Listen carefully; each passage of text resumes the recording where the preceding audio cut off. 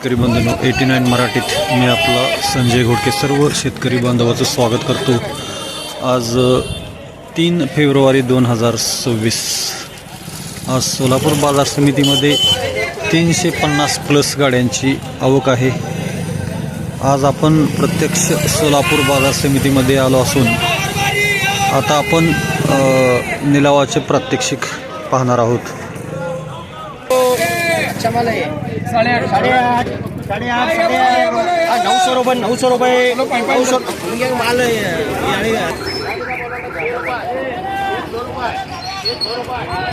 साढ़े 7 रुपये 8 रुपये 8.5 रुपये 9 रुपये 9 रुपये 10 रुपये 10 रुपये 10.5 रुपये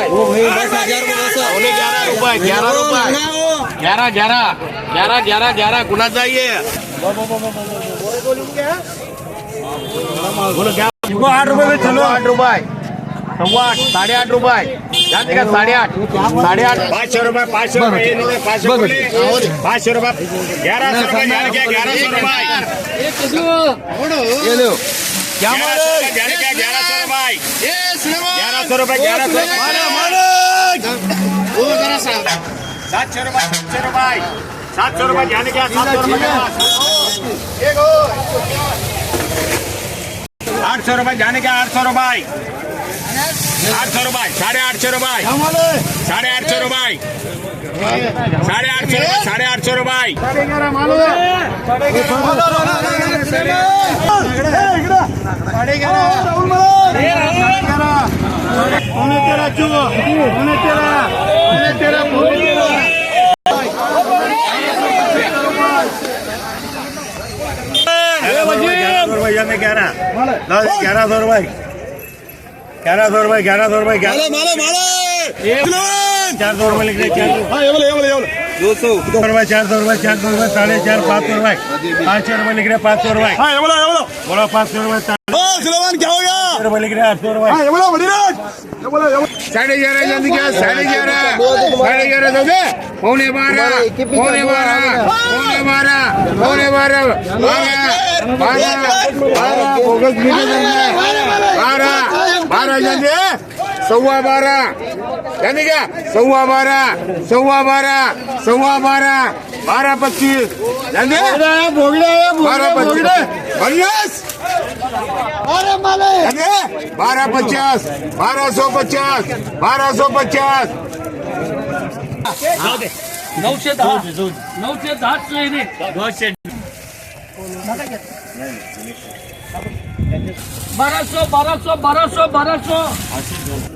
मोठा कांदा आहे पण 1200 रुपये प्रति क्विंटल गेलेला आहे 1200 रुपये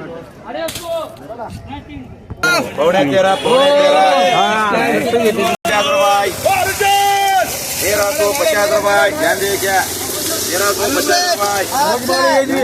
1350 रुपये उधर है या की गाडी बघा 1500 रुपये प्रति क्विंटल बघा कसा आहे कांदा 1500 गेलेले आहे 32 पिशवे आहेत 32 मोठी गोलटे 1200 रुपये प्रति क्विंटल गेलेले आहे मीडियम। नमस्कार शेतकरी राजे। नमस्कार। काय आपलं नाव? दादासाहेब विठ्ठल गायकवाड, राहणार हिंगणेपण, तालुका मोहोळ, जिल्हा सोलापूर। बरं, आज सोलापूर बाजार समितीमध्ये किती आणला होता कांदा? कांदा काय 32 पाकिट होती आपली। बर, टोटल त्यात 4 वकल होते का? काय कधी निघाला होता कांद्याबरोबर इकडं? तुम्ही स्वतः आला होता का? हा, स्वतः घेऊन आलोय। काल आलो, मुक्काम केला इथं। बर, आता मिळाव झालं, आता पट्टी देते ती का चेक देते ती काय बघायचं। काय कसा मिळाला? 1 नंबरला काय दर भेटला आज? 1 नंबरला मला भेटला बघा 1100 रुपये। हा, मोठ्या कांद्याला? मोठ्या कांद्याला 1100 भेटला। हा, आणि मीडियमला? मीडियमला 900 भेटला। हा, आणि ते गोलटीमध्ये ती चिंगली होती तिला 700। हा हा। काय आज बाजार समितीमध्ये तुम्ही निलाव बघितले, काय हायेस्ट रेट काय निघालाय आज? आता मी तर एक इथं वकल पहिलं 1500 आसपास होतं। हा हा, म्हणजे कुठंतरी 1500 रुपयानं माल विकला जातो। माल पण पाहिजे तसं। काय किती यावर्षी किती कांदा केलाय तुम्ही?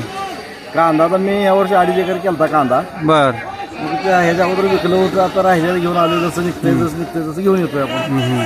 काय यावर्षी कांद्याची शेती फायद्याची आहे का तोट्याची? खूप तोट्याचे आहे साहेब. हां. काय उत्पादन खर्च निघतोय का? काय एवढ्यात काय निघावं. आज जो दर भेटला त्याच्याबद्दल काय वाटतंय? काय आता ते त्या शब्दातच सांगता येत नाही. असा जर रेट सरकारने दिला तर शेतकरी जगणार कसा? आपल्या देशाची अर्थव्यवस्था आहे हे शेतीवर आधारित आहे. आणि मेन जो देशाचा कणा आहे शेतकरी, तोच पिचकाय लागला तरी कसं व्हायचं? त्याला सरकारनं किंवा केंद्र सरकारच्या वाणिज्य विभागानं त्या सहानुभूतीपूर्वक विचार करून शेतकऱ्याला काहीतरी अनुदान द्यायची व्यवस्था करावी.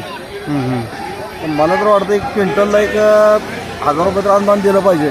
कारण टोटल खर्च बघता ते कांदा परवडत नाही.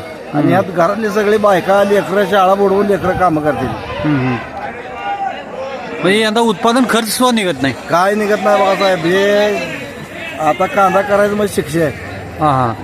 कांदा करायचं म्हणजे शिक्षा आहे का शेती करायची म्हणजे शिक्षा आहे? शेती करायची ही तर शिक्षा आहेच, पण त्यातल्या त्यात कांदा करणं यावर्षी शिक्षा झाली. आता काय केला वाटा लागलाय. म्हणजे गेल्या 6 महिन्यापासून दर कोलमाडले ते अजून सुधारणा नाही. कुठलेच नाहीत. शेतीमध्ये याला निर्यात आहे म्हणले बांगलादेशला कुठं काय काय काय केले. म्हणजे केंद्रानं निर्यातीची जी तरतूद करायला पाहिजे किंवा सवलती द्यायला पाहिजे अपेक्षित पाहिजे. सरकारनं पावलं उचलायला पाहिजेत ना. ते काय सुचवलेलं काय नाही. करतंय, शीतल पिकलेलं दिसलं की बंदी घालतंय आणि इथं थोडं उत्पादन कशाचं कमी झालं बाहेरनं लगेच इम्पोर्ट करतंय.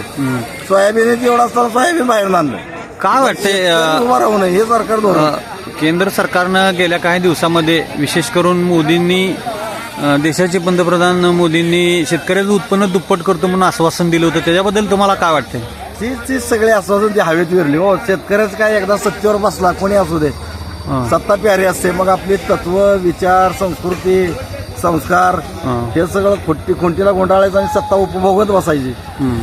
हे या पक्षाची कामं आहेत, राजकीय पक्षाची कामं. त्यामुळे शेतकरी नको आहे, जनता नको आहे. आता तर जनतेला कोण विचारतच नाही. कारण जनतेच्या मताची गरजच नाही ना. तुम्ही निवडून द्या नाहीतर ना द्या, आम्हीच निवडून देतोय याची भावना झालेली आहे. जो सत्ताधारी पक्ष असा एवढा उर्मट वागतो याचा अर्थ त्याला लोकांच्या मताची गरज नाही. कारण त्याला माहित आहे आम्ही निवडून येणार आहे. मग कोण बघणार आहे शेतकऱ्याकडे? अशी अवस्था झालेली आहे. याचा आम्ही विचार करतो. सरकारचं आमचं म्हणणं आहे काहीतरी तुम्ही द्या, शेतकऱ्याला द्या, अनुदान द्या, नाहीतर शेतकऱ्याला आत्महत्या करण्याची वेळ येईल. शेतकऱ्याला असं शेतकऱ्याचा अंत सध्या केंद्र सरकार बघत आहे. केंद्र मग काय आणखीन काय 8चे 9चे भाव तुम्ही आम्हाला खर्च आम्ही तुम्हाला सांगतो